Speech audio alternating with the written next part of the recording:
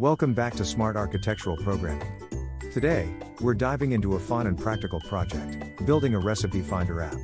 This app will fetch recipes from an API based on ingredients or cuisine. We'll walk through the code step by step, explaining each part so you can follow along easily. Let's get started. First, let's set up our project. We'll use React for the front end and the edamame recipe search API for fetching recipes.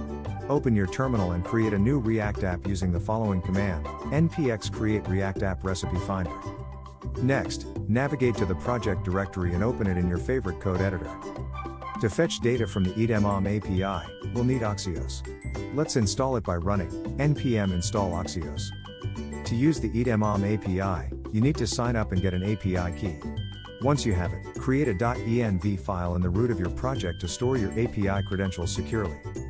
Make sure to replace your _API_ key and your _API_ ID with the actual values from your edamame account. Now, let's create a search component where users can input ingredients or cuisine. Create a new file called searchbar.js in the zrc folder and add the following code. This component maintains the search query in its state and calls the onSearch function passed as a prop when the form is submitted.